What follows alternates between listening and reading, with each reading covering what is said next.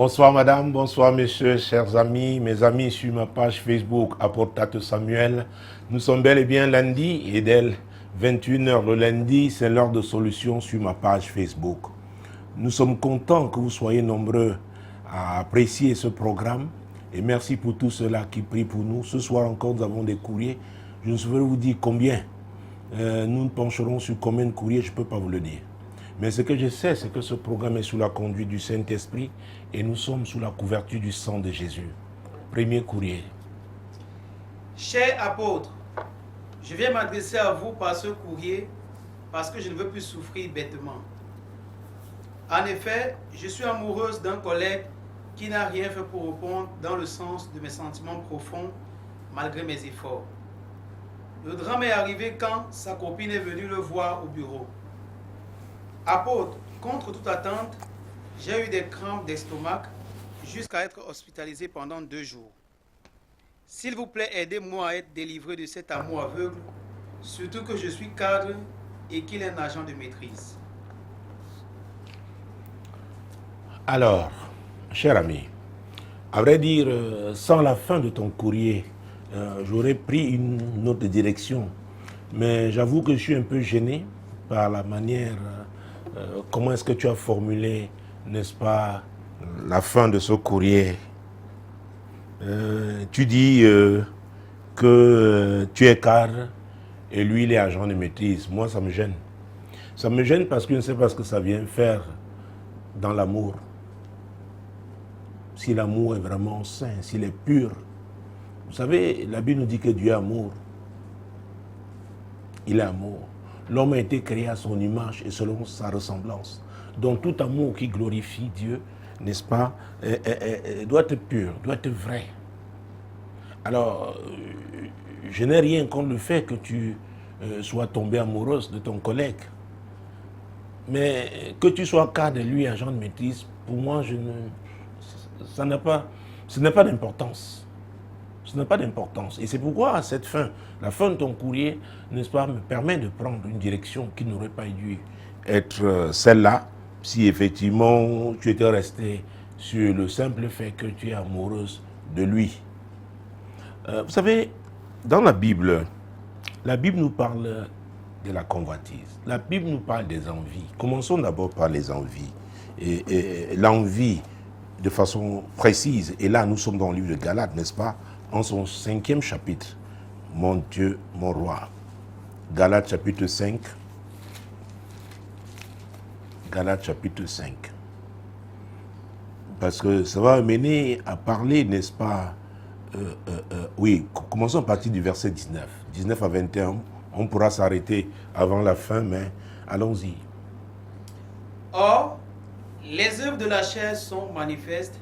Ce sont l'impudicité, l'impureté, la dissolution, l'idolâtrie, la magie, les inimitiés, les querelles, les jalousies, les animosités, les disputes, les divisions, les sectes, l'envie. Ah, l'envie. Et quand vous voyez la fin de ce verset, alors prenons même jusqu'à 21 alors. L'ivrognerie, les excès de table et les choses semblables. Et les choses semblables. Très bien. Je vous dis d'avance, comme je l'ai déjà dit, que ceux qui commettent de telles choses n'hériteront point le royaume de Dieu. Ah, c'est l'apôtre Paul qui le dit. Et c'est lui encore qui a dit dans 1 Corinthiens 10, 31, il dit, quoi que vous mangez, quoi que vous buviez, quoi que vous fassiez, faites tout pour la gloire de Dieu. Alors, quand il parle d'envie ici, ça dit c'est un type d'envie qui ne glorifie pas Dieu. Ça, c'est le premier point, l'envie. Deuxième point, c'est la convoitise. Ah oui, parce que la Bible aussi parle, n'est-ce pas, la convoitise, n'est-ce pas, ce désir extrême, ce désir incontrôlé d'absolument posséder quelque chose. Et la Bible, n'est-ce pas, dans Exode chapitre 20, mon Dieu, Exode chapitre 20, parce que là, nous sommes dans le cas d'envie, voire de convoitise. Et que ce soit dans l'un ou l'autre cas, la Bible, n'est-ce pas, Dieu s'est exprimé au verset 17, nous sommes au chapitre 20 d'Exode. Tu ne convoiteras point la maison de ton prochain, tu ne convoiteras point la femme de ton prochain, ni son serviteur, ni sa servante, ni son bœuf, ni son âne, ni aucune chose qui appartienne à ton prochain. Voilà. Le peuple d'Israël est devenu une communauté véritablement qui était en train d'aller posséder donc son héritage. Dieu était obligé de légiférer. Dieu a donné des lois et parmi lesquelles il a dit que la convoitise était un péché. La convoitise était un péché. Et Jésus, pendant son ministère, quand vous lisez l'évangile, l'évangile de Matthieu, n'est-ce pas, au chapitre 5, mon Dieu, mon roi, Matthieu chapitre 5, n'est-ce pas, verset 28. Ah oui, verset 28. Mais moi, je vous dis que quiconque regarde une femme pour la convoiter a déjà commis un adultère avec elle dans son cœur. Ah. Alors, pour moi, c'est valable. Ce n'est pas parce que Dieu a parlé du cas. Jésus a parlé ici d'adultère parce que c'était un sujet particulier. Et ça, il faut voir aussi l'inverse. La femme qui convoite donc un homme est dans la même situation. Elle est dans la même situation. Et dans ton cas, bon, peut-être tu vas dire que oui, c'est sa copine, ce n'est pas encore sa femme, mais toi-même, ce que tu veux, tu ne veux même pas encore être sa femme, tu veux la voir, être avec lui. Et c'est pourquoi c'est si fort que tu n'as pas pu supporter, surtout que ça a été une surprise. Donc le stress c'est ça emparé de toi. Tu as été et tu as fait les crampes d'estomac. Et pour avoir communiqué, n'est-ce pas, sur un des leaders, n'est-ce pas, dans ce domaine de la gastro-entérologie, il y avait ce qu'on appelait, ce produit était un produit leader, n'est-ce pas, dans le domaine de la gastro-entérologie. Et on parlait souvent de l'ulcère du stress, l'ulcère de stress. Le stress provoque des blessures. Alors toi, ça a été des crampes. Vous savez, chacun réagit à sa manière. Et je pense que c'est ça qui t'a fait peur. Tu as dit, mais jusqu'à ce point. Et tu as été hospitalisé. Et tu peux parler maintenant d'amour aveugle. D'amour aveugle. Nous devons faire très attention. J'ai l'habitude de le rappeler. L'être humain est très fragile. Nous sommes tous très fragiles. Et parfois, quand nous disons que nous sommes en santé, c'est parce qu'il y a certaines choses peut-être qui ne sont pas encore manifestées, mais qui sont là. Ah oui, ce jour-là, tu as bien quitté ta maison le matin. Tout allait bien jusqu'à ce que cette fille, n'est-ce pas, se présentât à votre bureau et que tu réalisasses, comme disait quelqu'un, que c'est la copine de ton collègue. Pas possible. Et tu dis quelque part que malgré tes efforts, alors, mon Dieu, mon roi, vous savez, je suis vieux jeu. Et vieux jeu là, c'est-à-dire, je crois que la parole de Dieu ne change pas. Donc, il n'y a pas à dire que nous vivons dans le temps moderne. Il n'y a pas à dire que vraiment il faut comprendre, il y a eu une évolution de la société. Mais la Bible déclare dans Proverbe chapitre 18, verset 22, parce que là, je m'appuie sur ce verset, pas que les autres n'étaient pas importants, mais pour véritablement être, je crois, j'utilisais un style direct, n'est-ce pas, pour m'adresser à toi, cher ami. Celui qui trouve une femme trouve le bonheur, c'est une grâce qu'il obtient de l'Éternel. Oh mon Dieu, reprenons. Celui qui trouve une femme trouve le bonheur, c'est une grâce qu'il obtient de l'Éternel. Celui qui trouve une femme, moi je continue de penser que c'est l'homme qui doit aller vers la femme. Même si de l'autre côté, c'est pas... je sais que du côté de l'Occident, on dit non, pour doit être libre d'exprimer ses sentiments. Mais ce que moi j'ai appris, et croyez-moi, pour mon âge, je peux parler de ces choses. Et ceux qui connaissent mon parcours savent que je suis outillé, équipé pour en parler. Si vous essayez, Oh mon Dieu, pas que vous essayez, qu'on ne dise pas ça comme ça, que je formule ça autrement. Si, pas si, mettons si finalement, si vous refusez l'offre d'une femme, la proposition d'une femme qui se relâche, qui vient avouer ses sentiments, et vous refusez, sachez que voilà un potentiel ennemi qui va se manifester un jour ou un autre. Surtout si vous êtes dans le même espace, le même cadre, le même domaine. Les femmes supportent mal qu'on leur dise non.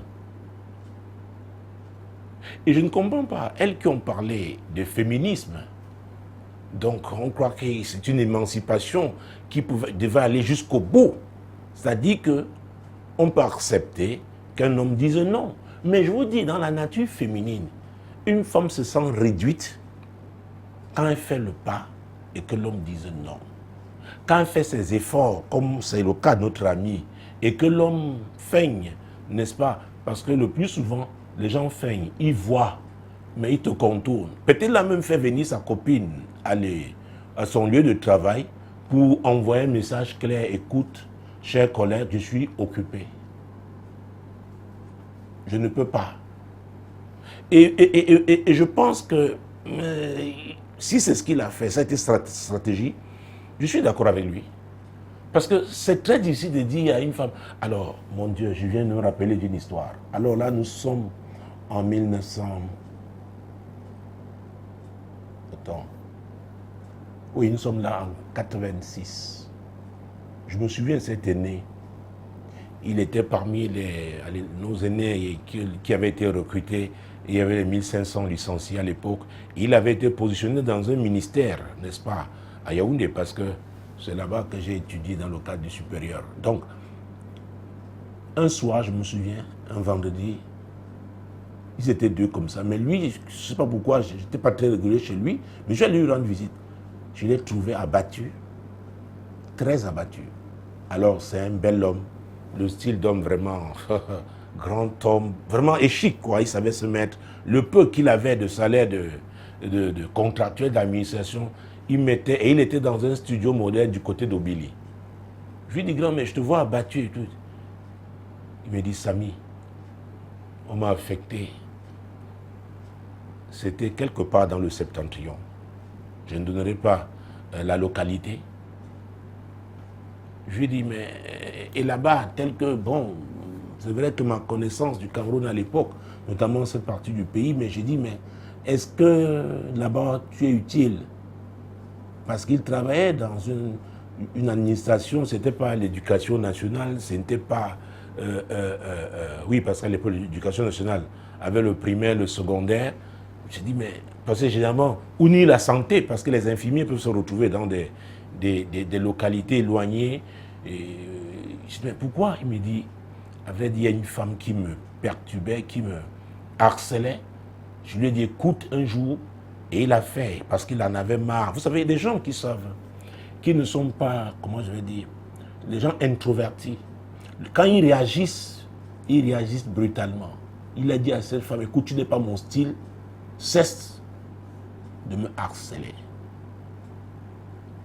Et la femme était proche du ministre. Et il m'a dit que selon les informations qu'il a reçues, que c'est la femme qui a demandé et obtenu son affectation. N'est-ce pas, de ce côté du pays, c'était vraiment une localité reculée. Vous voyez, l'exemple, ça me vient comme ça. Ça fait combien d'années, 86 aujourd'hui? On est dans les 47 ans, hein, c'est ça? 37 ans, voilà. Alors, 37 ans. Vous voyez ça? Pourquoi? Parce qu'une femme n'avait pas, n'était pas préparée à accepter qu'un homme refuse ou alors lui résiste. Mais alors, votre féminisme là a amené quoi? Pour celles qui se réclament comme étant des féministes. Ah oui. Donc, quand un homme se trouve dans cette position, c'est très compliqué. C'est très compliqué. J'ai un frère qui a fait une série G1. Vous savez, ça, on parlait secrétaire bilingue de direction. Vous savez que là-bas, ils étaient dans leur salle, 2 garçons seulement en terminale. Bon, l'autre, mais lui, il était le genre chic, bon genre qui... Alors, elles étaient comme des... autour de lui. Un jour, il était malade et elles sont venues, quelques-unes, lui rendre visite. Ma mère dit, mais qu'est-ce qu'il y a? Les filles viennent te... Il dit, c'est toi qui m'avais orienté dans cette série. J'ai commencé à la sténodactylo. La suite ne pouvait être que la G1. C'est toi.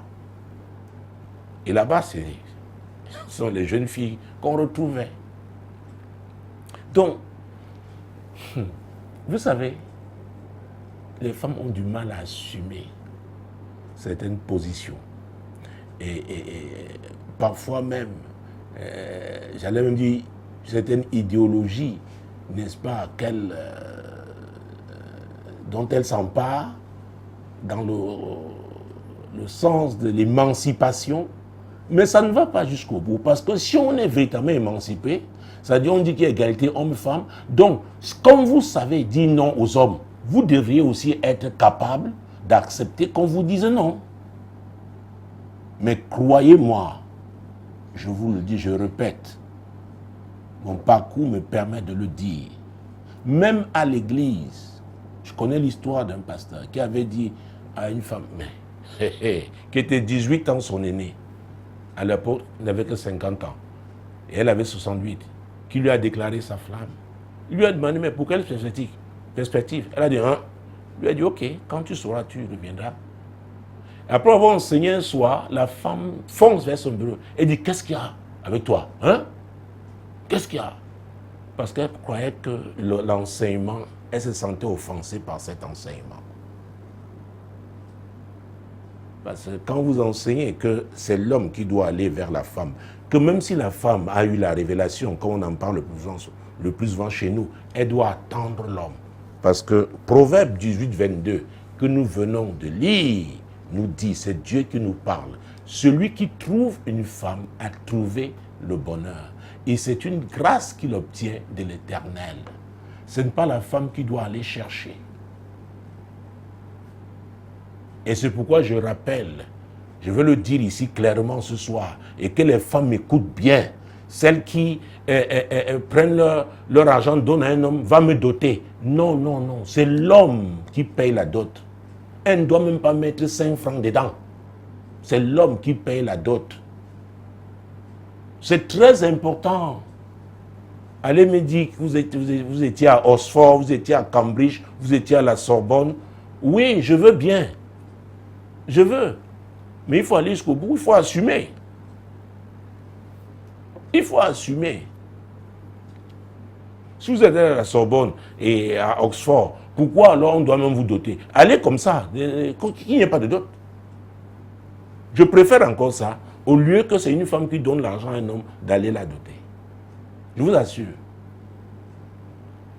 Donc, cher ami, ton courrier, vous savez, depuis plus de 20 ans, ça fait 21 ans, mais aujourd'hui, cette année, que cette émission existe.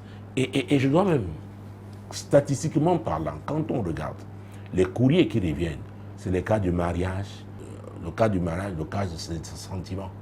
Oui. Et le plus souvent sont les femmes. Les femmes aiment le mariage, je vous dis.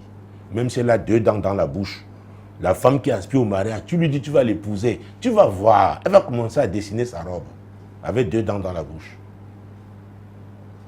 Elles aiment ça, ça les excite. Les pieds ne touchent plus le sol. Elles vont déjà chercher, la salle de cérémonie sera où? Comment on va décorer? Il y aura les dragées, il y aura quoi? Oh mon Dieu. Ce n'est pas un reproche que je vous fais. Non, non, non. Vous êtes mes amis, non. Vous êtes mes amis. Je ne vous fais pas de reproches. Mais vous savez, j'ai beaucoup de filles dans la foi. Et je suis habitué à leur gymnastique. Quand elles gaffent, quand elles vont dans un sens, dans l'autre, après elles viennent me retrouver là. Parce que je sais que le type d'agitation là ne peut pas produire de bons fruits. Les femmes doivent apprendre à attendre. Même si c'est fort, tu dis Seigneur, aide-moi à me contenir. Ce que je ressens là, ce n'est plus normal. Et c'est pourquoi tu parles toi-même d'amour aveugle. Et vous savez, à vrai dire, cette histoire d'amour, je le disais à mes petits-enfants ici, ils me regardaient comme ça, ils disaient, mais votre affaire d'amour, là, ce sont des histoires. Qu'est-ce que tu... C'est vrai, Dieu amour, je l'ai dit moi-même. Mais tu dis, oh, papa, j'aime trop cette fille. Oh, oh, oh, oui, tu l'aimes. Et comme j'ai dit, toute relation a une destination. Quelle est la destination? C'est pour aller où? C'est pour aller où? Et je parle souvent des visions. Amos 3.3. Deux personnes marchent-elles ensemble, n'est-ce pas, sans s'être concertées, sans s'être accordées? La réponse est non.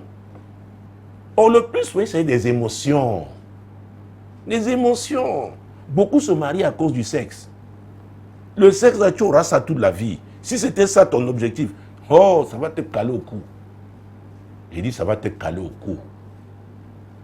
Tu vas commencer à rester tard au bureau parce que tu évites quelqu'un à la maison.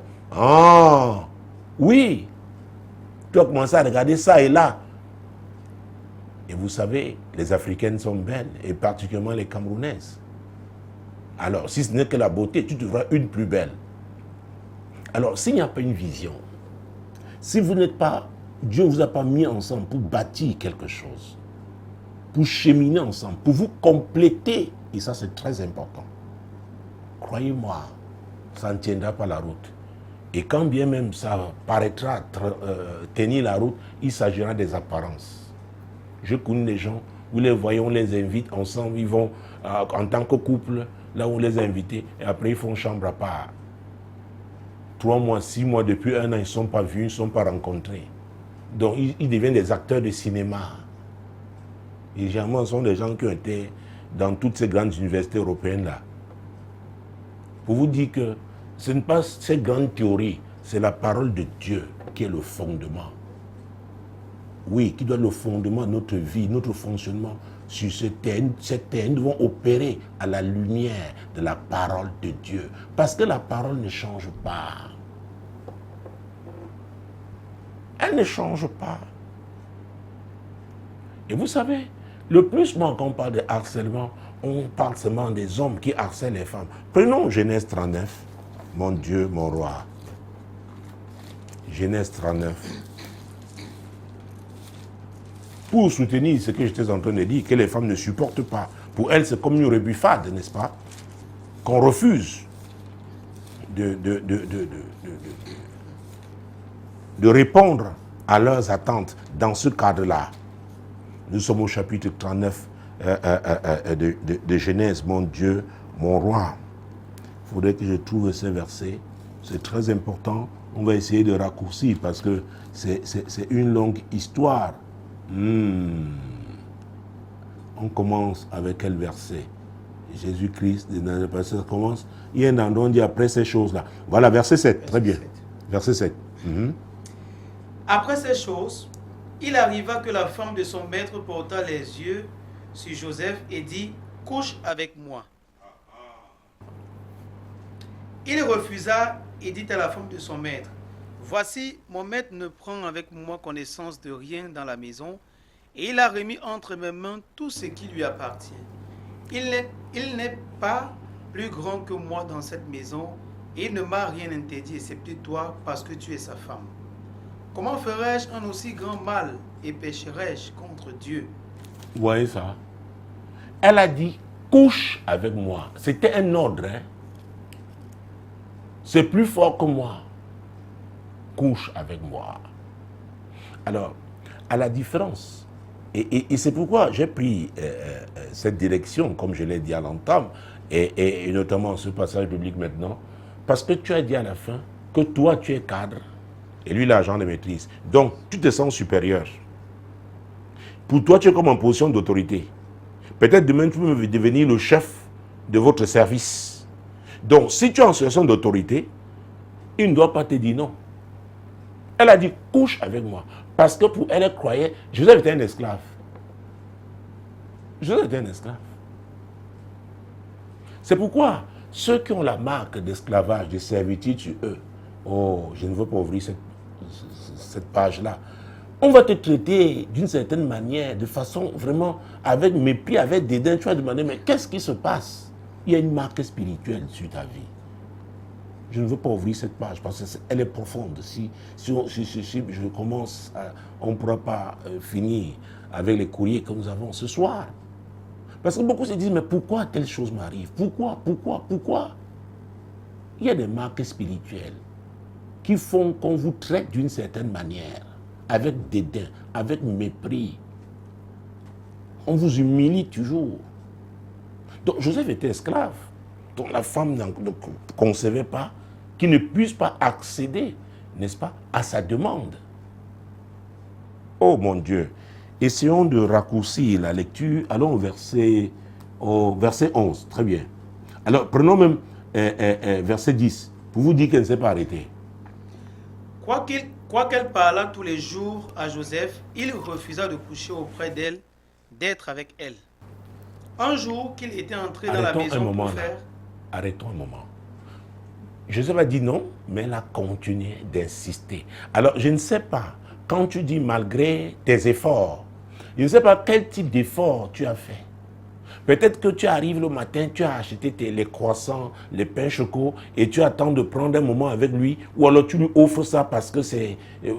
ou alors tu prends ce petit déjeuner avec lui pour qu'il comprenne que c'est un tête-à-tête, parce qu'il y a des entreprises où il y a un cadre, c'est pas une pièce où on peut se retirer et manger quelque chose. Peut-être que vous avez même une cantine et chaque fois tu lui offres même les billets, n'est-ce pas, pour aller manger, vous mangez à deux.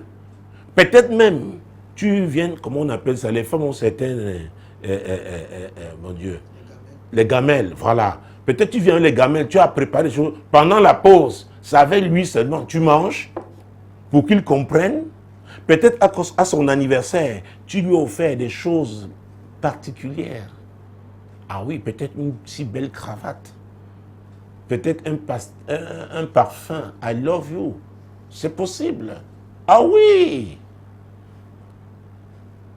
Oh, je connais aussi l'histoire d'un pasteur. Vous savez, les pasteurs vivent des choses. Hein? Ça, c'est une histoire qui date de plus de 20 ans. Un jour, une femme, n'est-ce pas, une jeune femme, lui avait offert des slips Christian Dior. Donc, très bien emballés. Et c'était un soir, après une réunion du soir. Le matin, tôt, elle appelle et parle au téléphone fixe. Ce pasteur prend et dit, oh, dis-moi, vraiment, ça t'a plu? C'est quelque chose d'intime, non? Alors, si un homme, par exemple, vous offre les strings, dites-moi, c'est un cadeau ordinaire. Vous prenez, vous portez, après vous dites que j'ai dit non. Donc, je ne vois la page là. Allons-y, vous savez, mon Dieu, mon roi, Jésus-Christ Nazareth. Alors, vous êtes un homme, une femme, vous avez des sous-vêtements, vous prenez, c'est qui? C'est qui? Et ce n'est pas aussi facile de refuser. Et parfois, les femmes savent choisir des paquets très, très jolis. Paquets. Je me souviens. Je crois que l'année dernière. Oui, ça, j'ouvre une page, hein, ça me concerne. Alors, c'était à l'aéroport de Milan. Je revenais ici et il y a une dame, vous savez, il y a des langues pour moi qui sont très romantiques, hein, notamment les langues latines. Le français, l'italien, l'espagnol, le portugais. Vous savez, ils ont une expression. Alors, quand les Italiens parlent français, surtout les femmes, alors je cherchais un cadeau pour ma femme, pour mon épouse. C'était au free shop. Elle a vu comment je cherchais. Elle est venue, c'est une femme de certain âge. Elle me dit, oh, vraiment, moi je vous conseille celui-là. Elle me dit, mais elle est comment? Je lui dis. Elle me dit, non, ça va aller. Après, elle me dit, moi j'emballe. Oh mon Dieu. Elle a emballé le cadeau et elle allait chercher un autre flacon de parfum. Elle a parfumé le papier cadeau. J'arrive, j'offre à mon épouse. Elle me dit, qu'elle m'excuse, hein, vraiment. Vous savez, nous sommes des êtres humains. Alors, et le cadeau, vous savez, le simple emballage, c'est la notion d'emballage qui m'a fait, n'est-ce pas, parler de ça. Elle avait utilisé elle me dit, oh, ce sera, c'est la maman là, c'est une maman au free shop. Elle me dit, ah oui, et comme ça, ce sera chaud sous le drap. Alors, on vous offre un tel cadeau, vous, un homme, avec donc un tel emballage, avec les cœurs, les couleurs et machin, vous prenez, vous croyez que c'est quoi? C'est un langage. Mais comment refuser? Parce que si le cadeau lui-même, en lui-même parle comme ça, ce qui est dedans alors est comment?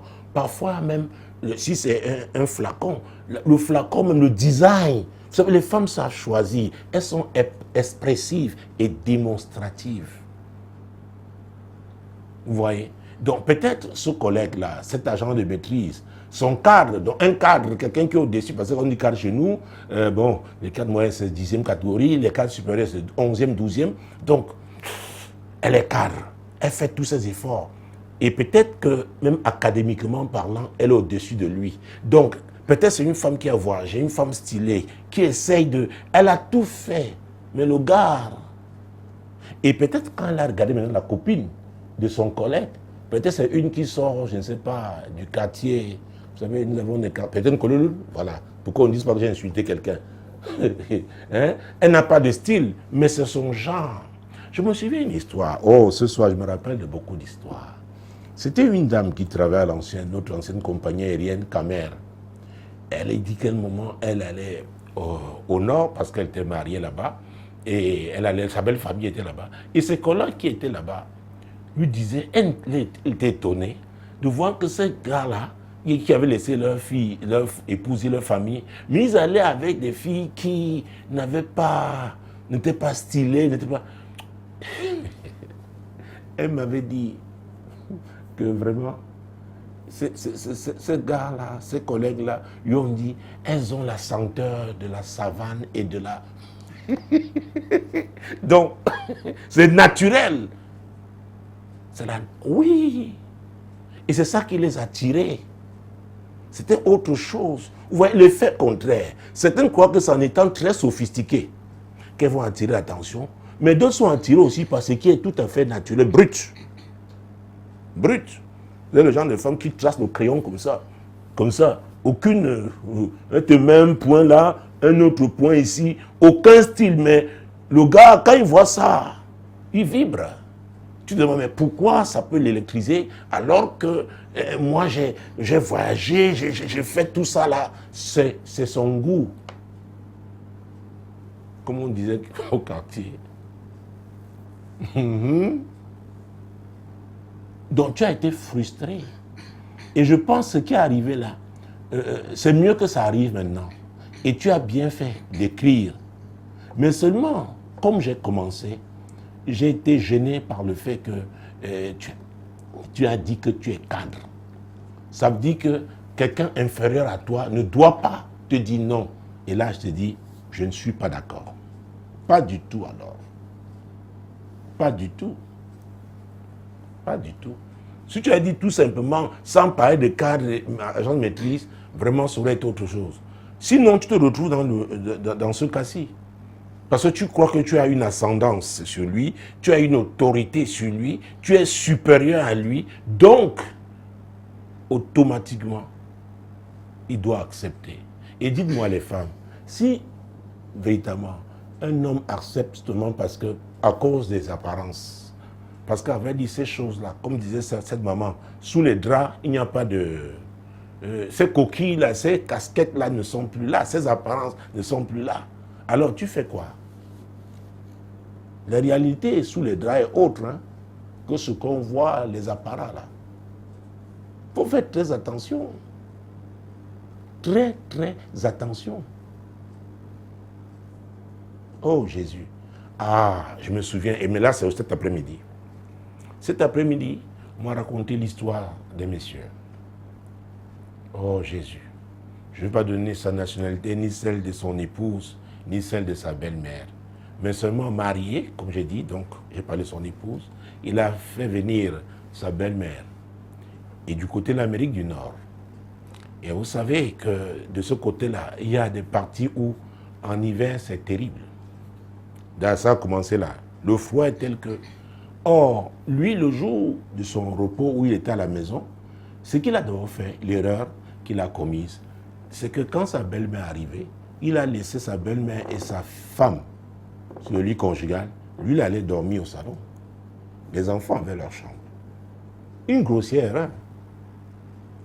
bêtise même, elle a parlé d'amour bête, c'est ça? Elle a parlé de ça. Donc, une grosse bêtise. Donc, la maman qui était arrivée, comme elle dormait maintenant avec sa fille, le mari était au salon, qu'est-ce qui se passait? Elle restait là. Donc, elle pouvait savoir si sa fille allait avec son mari ou pas. Donc, elle a neutralisé la fille. Elle n'allait pas avec son mari. Maintenant, le jour du repos du mari, il entre dans la salle de bain pour se laver. La maman entre dans cette salle nue, comme un ver de terre. Elle dit, hé, maman, hé. Elle dit, ah, laisse-moi faire pipi. Je dis à sa belle-mère, comme un ver de terre. Et pendant qu'elle fait pipi, elle regarde le bijou de son beau-fils, qui est censé être le bijou de sa fille. Je vous dis par la suite. Entre-temps, la mère, la belle-mère, pousse sa fille à aller vers un autre homme. Et les problèmes commencent dans le foyer. La fille même pense déjà qu'elle peut partir. Mais ce monsieur-là est marié, lui. Mais lui, il refuse de casser son mariage. Il dit que non, selon ses thèmes, entre guillemets, qu'il allait seulement picorer. Oh, mon Dieu. Écoutez, c'est la vie. Ça fait 21 ans que cette émission existe. Il faut faire très attention. Il y a des erreurs qu'on ne doit pas commettre. Il dit, maman, la belle-mère n'est pas maman. Nous, à Nubel, il y avait des mamans. Tu dis, oh, mamie, et dit, mamie, donc bon, yo, mamie, forum, hein? Excusez-moi, oh, c'est un langage, c'est le pidgin chez nous. Ça veut dire quoi? Mamie, c'est maman. Maintenant, elle voulait dire, elle te dit, hey, je suis ta mère, c'est moi qui t'ai accouché, je suis la mère de Rome. Vous voyez, ça ne date pas d'aujourd'hui, les affaires de chou à momie qu'on dit aujourd'hui là, ça existait avant. Ce sont les réseaux sociaux qui ont rendu ça. Hey, il y avait des mamans, oh, tu vas au moulin écraser son maïs ou son couscous de manioc, après tu fends le bois, après prépare, c'est des femmes libres qui étaient au quartier, hein. Tu manges, vous mangez, au coucher du soleil, elle te récompense. Ne me demandez pas quelle récompense, je ne vous dirai pas. Alors, pour revenir à cet homme, aujourd'hui son mariage est cassé. Pourquoi? La belle-mère est entrée. De la belle-mère aussi avait froid. Or, elle a trouvé que sa fille, elle, est plus jeune, donc elle a plus d'opportunités. Elle voulait se servir à l'intérieur, dedans. C'est aujourd'hui, cet après-midi. Parce que ce monsieur prie maintenant, il suit Radio Solution, puis la nuit, c'est vrai qu'il y a des décalage horaire qu'il arrange, donc c'est au retour du bureau. Il prie maintenant, il dit, hey, l'affaire là. Donc, il disait, maman, maman dit quoi? Tu es la pomme. Je ne sais pas si c'est la pomme de France ou la pomme de terre, mais oui. Donc maman disait que non. Pourquoi? Je veux. Il faut faire très attention. C'est pourquoi je vous parle de la parole de Dieu. Ce qui n'est pas conforme à cette parole ne va pas vous aider à réussir. Ce sera pour vous détruire. Ce sera pour vous détruire. Ce mariage a été détruit. Alors, cher ami, si maintenant ce garçon qui est agent de maîtrise va aller avec toi parce que tu es cadre, ça t'aurait fait plaisir? Est-ce que c'est ta personne, toi la femme, qui l'aura vraiment accepté, qui l'aura aimé? C'est pourquoi hier encore je disais, il est important de se poser de bonnes questions. Ah oui. Et la Bible dit, c'est dans le psaume 127, verset 1, vous connaissez bien ce verset, j'ai l'habitude de le rappeler, lire et lire, cette fois-ci on va encore lire, c'est très important. Si l'Éternel ne bâtit la maison, ceux qui la bâtissent travaillent en vain. Si l'Éternel ne garde la ville, celui qui la garde veille en vain. Ah. Si l'Éternel ne bâtit la maison, chacun de nous est censé être la maison en Jésus-Christ, la maison de Dieu, le temple du Saint-Esprit. Et maintenant, un mariage, c'est aussi la maison. Et je dois le dire en passant, mais pour rappeler, c'est important, les relations sexuelles ne sont légaux, enfin, conformément à la parole de Dieu, que si c'est dans le cadre du mariage. C'est qu'on a commencé avec les envies. Les envies qui sont contre la parole de Dieu. On a vu que ceux qui pratiquent de telles choses n'hériteront pas du royaume de Dieu. Non, pas la convoitise. Jésus lui-même a dit cette affaire. Il faut faire très attention. Donc, j'espère que c'est pour vraiment sortir de ce gouffre, parce que tu as été piégé. C'est un sentiment qui est comme, disons-le, diabolique. Parce que maintenant, tu ne comprends pas. Tu voulais imposer ton désir, ta volonté à ton collègue. Fut-il un agent de maîtrise? C'est un être humain, il est libre. Aujourd'hui, tu es mal.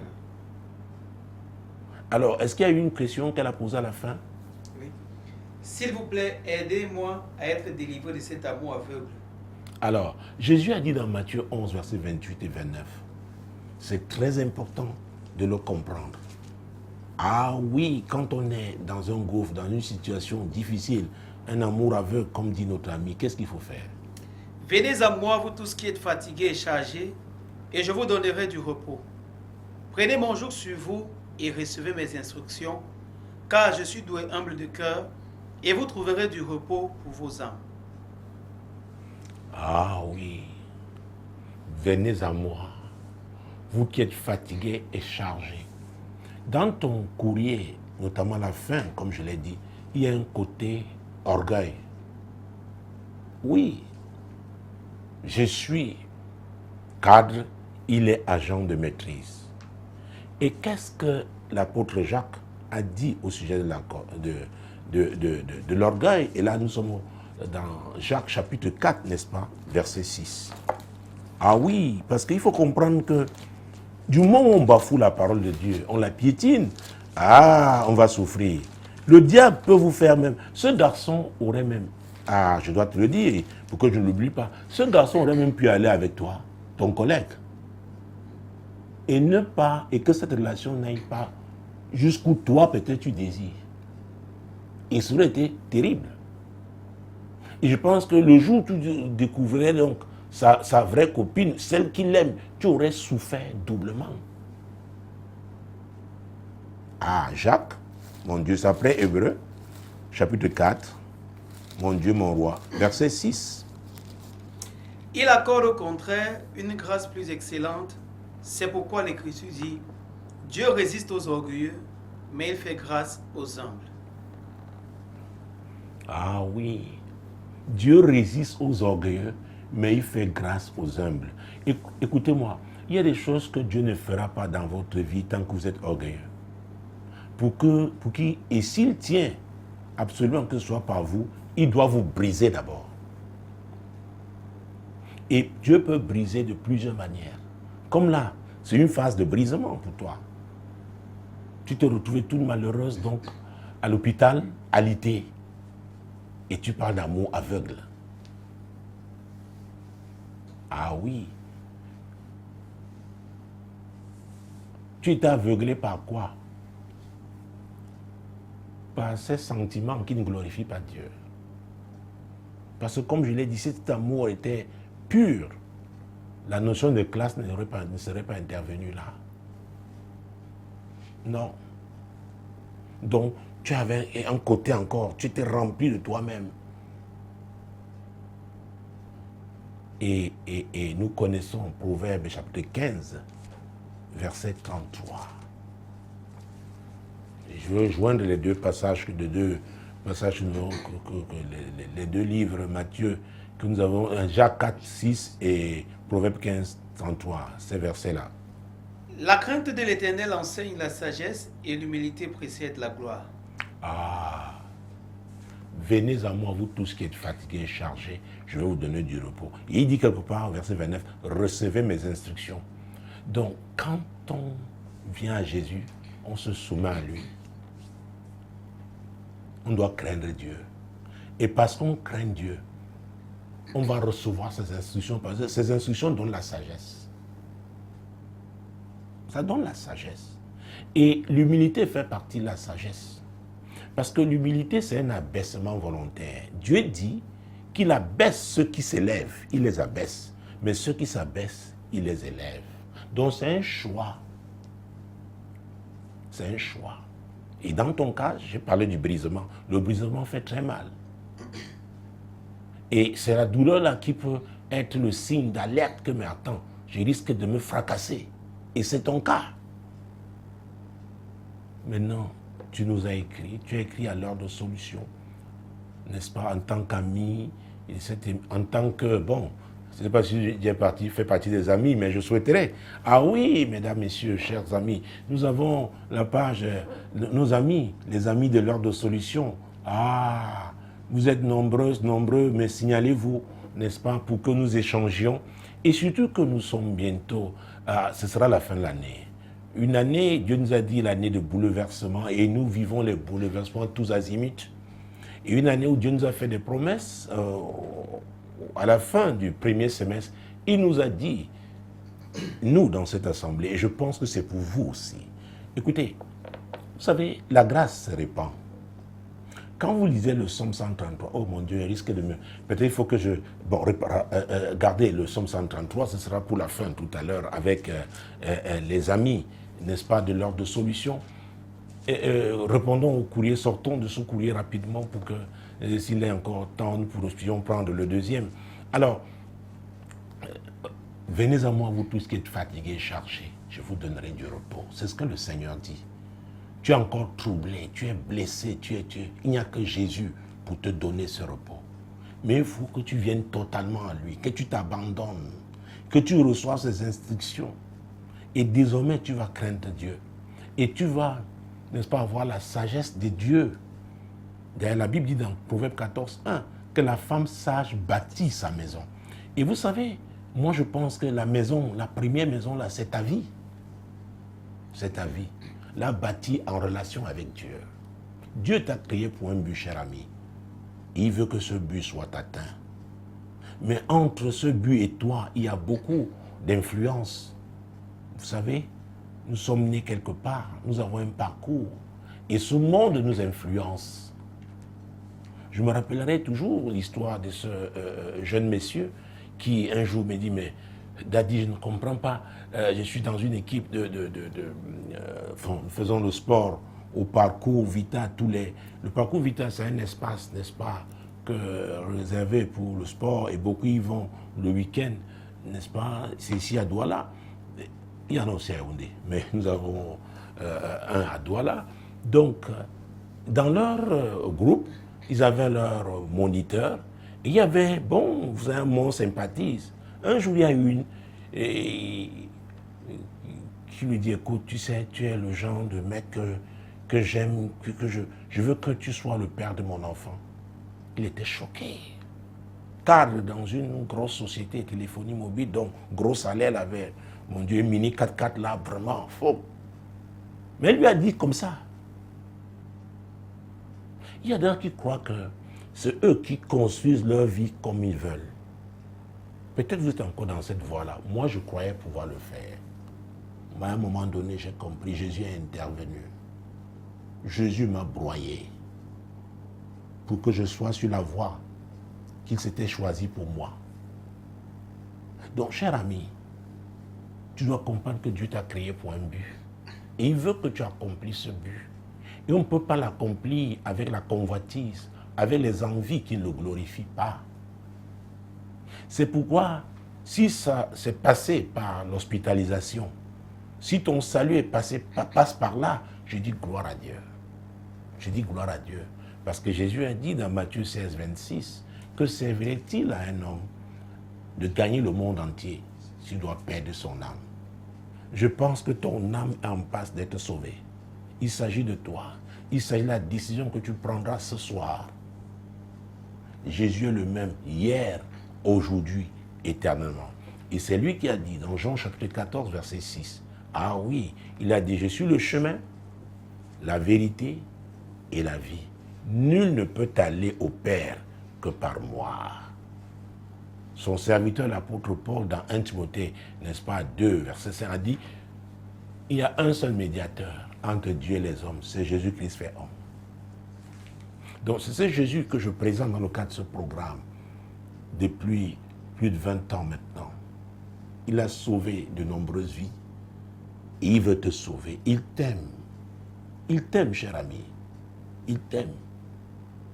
Donc, ce moment-là, cette expérience, moi je dis, si elle va aboutir à ton salut, je dis gloire à Dieu. Mais seulement pour commencer, parce que tu veux sortir de cette impasse. C'est une impasse. Ah oui, Jésus, dans son message, et je le rappelais encore hier, il a commencé son ministère en disant « Repentez-vous. Repentez-vous. » Ça dit changez votre façon de penser, changez votre opinion, changez d'avis. Et l'apôtre Paul, en son temps, a dit, oh, prenons ça, c'est très très important, mon Dieu, mon roi. Là, nous sommes dans l'épître aux Romains, en son chapitre 12. Oh, mon Dieu, mon roi. Vous me rappelez le psaume 133, que je n'oublie pas parce que j'ai fait la promesse aux amis de l'heure de solution, n'est-ce pas, tous les lundi 21h sur ma page Facebook Apportate Samuel, mais ce programme est rediffusé sur Radio Solution, la 100.5 et Solution TV, que vous pouvez d'ailleurs capter à partir de l'étranger parce que nous sommes sur le satellite, n'est-ce pas, à partir de 21h le mercredi. Alors, je parlais de Romains chapitre 12, verset 2.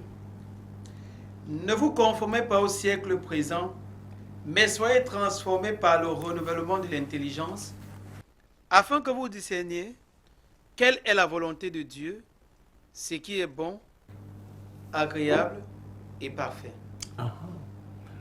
Le siècle présent est un siècle de perdition.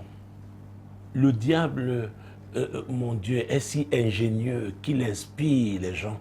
Il amène des gens à croire que à cause de leur position, à cause des choses qu'ils possèdent, l'argent, l'autorité, alors ils peuvent imposer leurs désirs à d'autres. Ça, c'est le diable. Ça, c'est le monde. C'est ce siècle présent. Non. L'apôtre Paul dit de ne pas se conformer à ce siècle, de ne pas penser comme le monde pense. Ah oui, il parle du renouvellement de l'intelligence. Cela se fait par qui? Ça commence par Jésus. Ah oui, il faut confesser Jésus. Comme dans ton cas, tu lui demandes pardon pour la voie que tu avais choisie. Pardon pour tes péchés. Parce que tu es convaincu. Il faut être convaincu qu'on a péché. C'est très important parce que si on ne le regrette pas, ça n'aura aucun impact. Ce sera vraiment, on va réciter des prières, n'est-ce pas? Ce sera quelque chose de religieux, sans aucune conviction. Et la Bible nous dit que tout ce qui n'est pas conviction est péché. Ça, c'est la vérité. Donc, tu dois être convaincu, cher ami. Alors, choisis Jésus. L'accepter comme ton sauveur et ton Seigneur, le reconnaître comme ton sauveur et qui devienne ton Seigneur. Et maintenant, tu le suis. Tu le suis. Je te conseille de prier, demander à Dieu, tu veux que j'aille dans quelle église? Déjà, nous avons Radio Solution, Solution TV. Et sur le net, aujourd'hui, si vous téléchargez l'application Samuel Tateux Ministries, n'est-ce pas, par votre téléphone, vous pouvez suivre tous les programmes, n'est-ce pas, de Radio Solution, Solution TV en direct, hein, c'est-à-dire que 24 sur 24, et nos programmes s'adaptent au fuseau horaire. Il s'agit tout simplement, si vous avez un téléphone iOS, ce n'est pas App Store. Si vous avez un téléphone Android, ce n'est pas Play Store. Donc la parole de Dieu vous est servie à domicile. Vous pouvez l'écouter dans votre voiture, pendant votre pause au bureau. Jésus est là. Jésus veut que nous changions de vie. Parce que c'est lui le chemin, la vérité et la vie. C'est de cela qu'il s'agit, cher ami. Donc, en méditant la parole de Dieu là va faire ses effets, produire ses effets, va vous transformer. Vous n'allez plus penser comme le monde pense, mais vous allez penser maintenant comme Christ pense. Et ça va vous amener maintenant à discerner, n'est-ce pas, la volonté de Dieu. C'est ce qui va se passer avec toi. Oh, je veux croire que la même période l'année prochaine, tu ne seras plus la même personne. Ah oui, peut-être tu vas me rendre grâce à Dieu pour ce collègue qui n'a pas cédé, n'est-ce pas, à tes appels de pied. Non. Et maintenant, tu vas louer Dieu parce que tu as retrouvé, tu as finalement découvert son plan pour ta vie. Et c'est ce qui est merveilleux. C'est ce qui est merveilleux. Donc, c'est Jésus qui est la solution. C'est Jésus qui est la solution. Oh, je pense encore une histoire, je ne sais pas si j'ai assez de temps. Ah oui, là encore, c'était en 86, toujours à Yaoundé. C'était l'époque où au Cameroun, on avait décidé que les directions des banques devaient aller, n'est-ce pas, à Yaoundé, parce que pour la plupart, c'était à Douala. Et je m'étais retrouvé au bureau d'un ami de mes parents, il était directeur du personnel d'une banque appelée Biaou à l'époque. Et je me souviens, il racontait donc, il parlait avec son ami, et j'étais assis, jeune étudiant, bon, il racontait l'histoire d'une cadre de cette entreprise qui avait épousé un chauffeur. Tu vois, je viens de me rappeler cette histoire. Pour dire qu'elle aimait vraiment le chauffeur. Ce n'était pas... Elle est descendue son piédestal de cadre, et par ce mariage, le chauffeur devient son chef. Ah oui, vous les féministes, que ce soit très clair, c'est la parole de Dieu. Peut-être trouvons ça dans la parole de Dieu, pour qu'on croit que je n'invente rien. C'est la parole de Dieu qui est mon fondement. Hein. Donc, c'est très très important. Jésus-Christ, verset 22, Éphésiens 5. Femmes, soyez soumises à vos maris comme au Seigneur. Donc une femme qui n'est pas soumise au Seigneur ne peut pas être soumise à son mari. Et la soumission au Seigneur, dans le cas du mariage, pour une femme, passe par ça.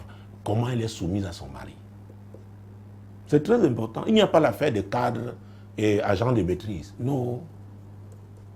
Ah oui. Verset 23. Car le mari est le chef de la femme, comme Christ est le chef de l'Église, qui est son corps et dont il est le sauveur. Vous voyez ça? Verset... Tu comprends ça, cher ami, 24. Or, de même que l'Église est soumise à Christ, les femmes aussi doivent l'être à leur mari en toutes choses. Alors, en toutes choses, il faut bien comprendre que c'est selon le Seigneur. Parce que nous l'avons vu.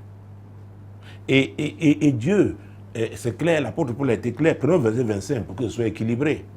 Marie, aimez vos femmes comme Christ a aimé l'Église et s'est livré lui-même pour elle. Donc l'homme doit pouvoir se sacrifier pour sa femme. Alors dites-moi, un homme qui épouse une femme parce qu'elle est carrée, il va se sacrifier pour elle? Tu vois, cher ami, il faut qu'on t'accepte toi, la femme, comme tu es. Et c'est pourquoi l'amour va dire, la Bible va dire que l'amour couvre une multitude de péchés. Donc ne faites rien. Ne faites rien d'artificiel pour tromper quelqu'un pour qu'il vous épouse. Parce que vous ne pourrez pas vivre dans la tromperie toute la vie. Ce n'est pas possible. Vous savez, je vais raconter cette histoire ici. Ça fait des années que je la raconte. Elle a eu lieu au Zimbabwe. Et c'était dans une église. Ce jeune homme regardait cette fille qui avait un puissant ministère de louange et d'adoration. Et oh, il s'est dit vraiment, si cette femme je l'épouse, Dieu sera présent. Il sera toujours chez moi. Parce que quand elle adore, le ciel s'ouvre. Oh, il l'a finalement épousée. Alors, la première nuit, quand la femme a enlevé son chapeau, c'est-à-dire, vous savez, elles ont les, comment on appelle ça, les perruques. Il a vu le mon vieux ici. C'est-à-dire, c'est comme si on a rongé les cheveux. Hein? Si un rongeur est passé là-bas, c'est bizarre. Il a regardé. Il a dit, ouais, chante alors. La femme lui dit, hey, je me suis privé, je me suis réservé pour un temps. S'il te plaît, agis. Il dit, pardon, chante d'abord. Il avait aimé, ah oui, la chante, et non la femme. Les femmes, ne faites plus ça. Ne faites plus ça. Parce que le matin, quand vous vous réveillez, votre bouche a une odeur qui n'est pas agréable. Pareil que ce soit l'homme ou la femme. C'est la vérité. Vous ferez les gaz la nuit, même le jour. Là, je dis la nuit parce que vous êtes en plein sommeil. Et l'odeur n'est pas toujours agréable. L'homme là, s'il ne t'aime pas, il va te pousser, dire, hé, il veut son pied, dire, hé, peut-être vous ronflez. Ou alors l'homme ronfle. Il va dire, hé, pardon, secoue-toi, hé, pardon. Vous voyez? Donc, il faut être soi-même, il faut être vrai. Jésus est la vérité. Alors, cher ami, je pense que j'ai répondu à ton courrier. Alors, puis-je parler des amis de l'heure de solution? Mon Dieu, mon roi. Oh, Somme 133. Peux-tu me le lire, s'il te plaît? Nous sommes arrivés, mais vous comprendrez que comme il s'agit de mes amis, nous pouvons prendre quelques minutes, c'est très important. Nous sommes en fin d'année et Dieu nous a donné des paroles qui sont en train de s'accomplir merveilleusement. Et c'est pourquoi je voudrais prier, n'est-ce pas, pour les amis de l'ordre de solution. Mon Dieu, Somme 133, Jésus-Christ de Nazareth. Voici, oh, qu'il est agréable, qu'il est doux pour des frères de demeurer ensemble. C'est comme l'huile précieuse qui, répandue sur la tête, descend sur la barbe d'Aaron, qui descend sur le bord de ses vêtements. C'est comme la rosée de l'Hermon qui descend sur les montagnes de Sion, car c'est là que l'Éternel envoie la bénédiction, la vie pour l'éternité. Chers amis de leur solution, la grâce que le Seigneur a relâchée sur ce programme et qui fait que, mon Dieu, ces paroles sont en train de s'accomplir. Il nous a parlé en fin juin qu'avant la fin de cette année, il y aura au moins 4 mariages. Croyez-moi, il y en a déjà eu 4. Il y a encore 4. Non, il y a eu déjà 5, il reste 3. Et il y a 3 déjà programmés. Il y en a déjà programmé en février. Je sais que parmi vous, beaucoup crient à Dieu pour le mariage, aussi bien les hommes que les femmes. Je prie tout simplement que cette grâce que Dieu a relâchée sur ce programme descende sur vous. Descende sur vous. Seigneur, c'est ma prière. Je prie pour les amis de l'heure de solution. Seigneur, il y a des promesses que tu as faites. Tu es fidèle. À nous, tu nous as montré, Seigneur, mon Dieu, pas seulement cette année. Il y a des années, nous avons eu 12 mariages. Seigneur, je prie, oh Dieu, pour certains, c'est le mariage, pour d'autres, un emploi, pour d'autres, l'enfantement, pour d'autres encore, peut-être un voyage. Seigneur, que cette grâce, cette rosée, mon Dieu, cette visitation ait lieu sur tous nos amis, les amis de l'heure de solution. Oh Seigneur, fais-le. Merci madame, merci messieurs, merci chers amis d'avoir été là. Le prochain rendez-vous, c'est lundi prochain lorsqu'il sera 21h. Demeurez bénis. Shalom. Shalom.